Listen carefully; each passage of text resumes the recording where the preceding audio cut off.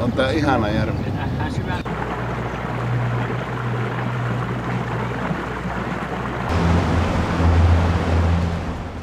Ei tässä noissa automaattimittauksissa ainakaan ollut pH-kanssa mitään. Millä keinolla sä teet paikan? Minä katson tuosta tuohon.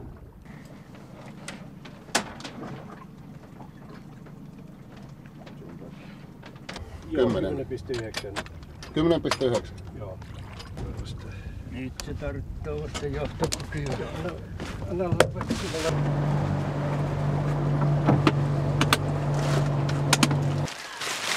Tämä valtiovarainvaliokunnan elinkeino- ja talousjaosto tänään käsittelee. Kyllähän ne kovasti sillä kannalla nyt on. Onko Antilla kahveja? Tässä olisi kahveja. Kiitos. Jätetään. Sillä kannalla, että jatketaan ja lopetetaan. Että jatketaan niin ylösajoa Jatketaan ja vuoden loppuun. Sitten sitä tarvitaan uutta rahaa. Ja meidän tätä asiantuntijakaartia, johon me tukeudutaan, niin on dosentti Heikki Simola Itä-Suomen yliopistosta. Pitkä tutkijauran luonut ja edelleen työelämässä. Ja sitten Kuopion toimipisteessä sitten Helvi Heinonen Tanski. Sitten on tietenkin Jari Natunen, meidän biokemisti, joka sitten auttaa moniakin kaivosliikkeitä. Ja Matti Saariston kanssa ollaan viime vuosina oltu GTK entisen tutkimusyhtiön kanssa aika läheisessä yhteistyössä. Entäs kaivoseksperttejä? Kaivoseksperttejä sitten tietenkin Mauno Vilmingon kanssa, joka eläkkeellä on ollut vuoriinsinööri, että on muun muassa yhden kaivoksen avannut Suomeen. Hän on opettanut minulle sen tavan laskea kaivoksen kannattavuutta. Lasketaan yksinkertaisesti tulot ja menot. Se ei ole sen monimutkaisempaa. Ja sitten on ollut eri yhteyksissä niin kaivosinsinöörien kanssa tekemissä, että joko he ovat ottaneet yhteyttä, on heitä tavannut jossakin, jotka ovat olleet Talvivaarassa töissä. Että heitä on 4-5 kappaletta. On Talvivaaran insinöörejä, Talvivaarassa alihankkijoiden palveluksessa olleita insinöörejä. Onpa jopa tavannut insinööri, joka oli tässä Outokummun koeliuotuksessa siinä ensimmäisessä mukana. Ja melkeinpä tämmöiset kovimmat arviot Talvivaarasta on saanut täältä Talvivaaran alihankkijoiden niin ihan entiseltä johtoportaalta. Että tämmöinen rinki tässä on takana. Jäikö joku puuttumaan? Ketä asiantuntijat sulla on? Lisätä? No en minä tiedä, onko niitä lisätä. Kyllä nämä tässä tuli jo. Tietysti sitten... Kontakteja entisiin Talvivaaran työntekijöihin. Minun asiantuntija on ollut kovalla se Heikki koko ajan. Ja vieläkin on entinen ympäristöpäällikkö. Vasta oli yhteydessä ja Heikki on nyt jättänyt pois, sanoi, että he ei ole ennen siihen jaksa No entäs sitten nämä ammattikalastajat? No nehän on parhaita asiantuntijoitahan nämä on. Niin, onhan joskus jotta meille luvannut 1 euroa ei ole vielä näkynyt. Että... Niin tuo Talvivaara. Niin, Terrafame nykyään. Että... Yksi kalaostaja tällä hetkellä on, että sekin jo vähän jo uhkaili keväällä, että ei osteta, mutta sieltä tuli isompi pomo ja sanoi, että vielä ostetaan, mutta näistä nyt ei puhuta näistä sen pitemmin. Niin meillä on ammattikalastajia, niin Esko Korhonen ja Paavo Husko, jotka kalastaa Nuasjärvellä, ja Raimo Tervonen, jolla sitten sekä Laakajärveltä että nyt sitten Oulujärvellä. Pitkällinen kalastuskokemus. Yhden työntekijän mukaan niin ei ole liukeneminen yhtään parempaa kuin ennen. Se alkuun aina pikkusen kasa liukenee paremmin, mutta sitten se hiipuu vaikka se. Eräs insinööri, hän oli alihankkijan palveluksessa, ollut monta vuotta Talvivaaralla. Niin jos ymmärsin oikein hänen puhetta, niin jos sitä magneettikiisua on vain tarpeeksi siinä kiviaineksessa, niin silloin se liuotus toimii. On se sitten bakteerilla vai rikkiapolla. Tulosta tulee. Eli uskoisin, että nämä ihan alkukauden, oliko se 1. ja 4. kasa, jotka antoi hyvän tuloksen. Ja että niissä sitä kiisua on ollut mukana. Mutta sitä kiisua on siellä esiintymässä niin vähän, että sitä on tietyllä alueella vaan. Että jos 10 kasaa tehdään, niin niistä 1 tai korkeintaan 2 pystyy olemaan sellaisia, missä on kiisua niin paljon mukana. Niin. Että sen varaan ei voi perustaa kaivostoimintaa, mutta on mahdollista, että sieltä saadaan 1 tai 2 kasaa näyttämään tai toimimaan hyvin. Mutta sitten tulee 5 seuraavaa kasaa, jotka ei toimi niin hyvin. Kohtuullisen varma tieto, että nimenomaan siinä pilottikasassa oli tätä magneettikiisua paljon. Että siinä on ensinnäkin enemmän nikkeliä. Se nikkelipitoisuus taitaa olla 0,38, mutta ennen kaikkea se reagoi, tämä kiisu, hyvin ärkkäistä. Että kun sitä murskataan sinne riittävästi joukkoon. Sitä olisi pitänyt tehdä 3 kasaa samanaikaisesti.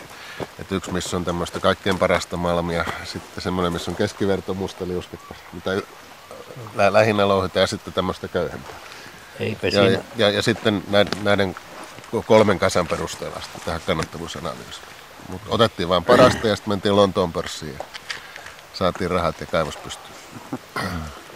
Eipä ne joutunut sitä auttamaan, kun se piti 50 000, se oli nikkelihinta. Mutta sen olisi voinut tehdä samanaikaisesti. Pekka Perällä oli kiire. Oli.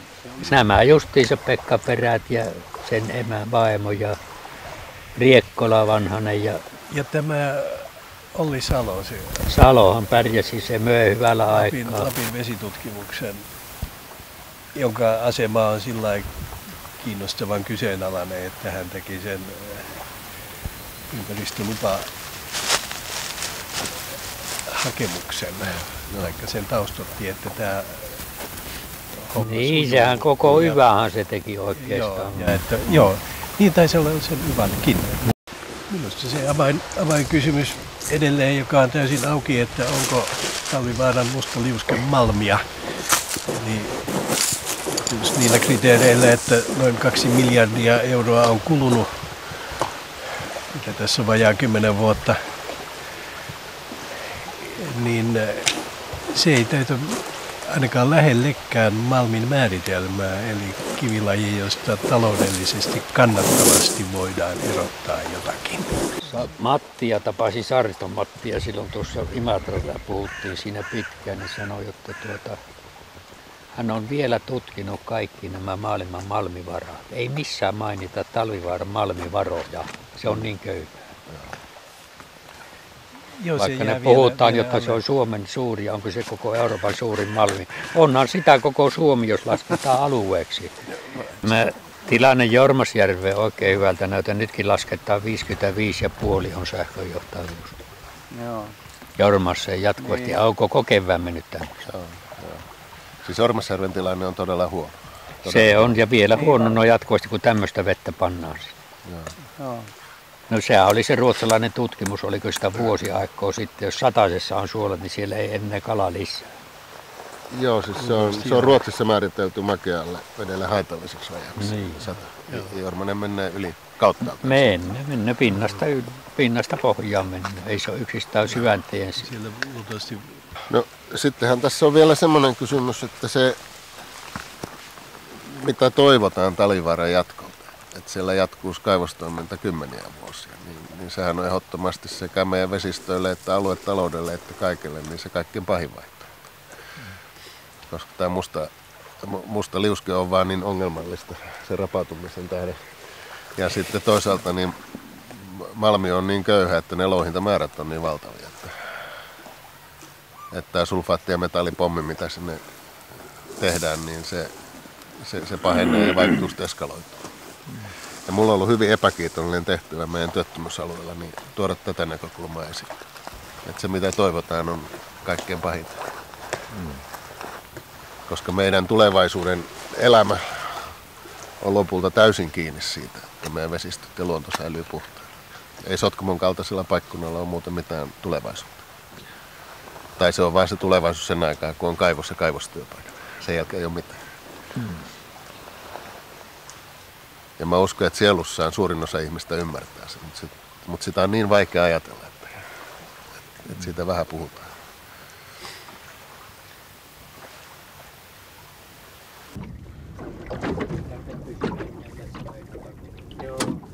.1 johtokyky.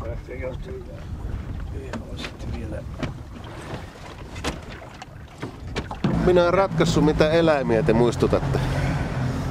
Niin. Hannu orava. Heikki on semmonen murmeli, aika iso, melko iso murmeli. Leon näätä ja Esko pesukarhu. Ja sinä olet mojava. Eikö se Eikö se Kara sanonut, että mojava aiheuttaa meille ongelmia?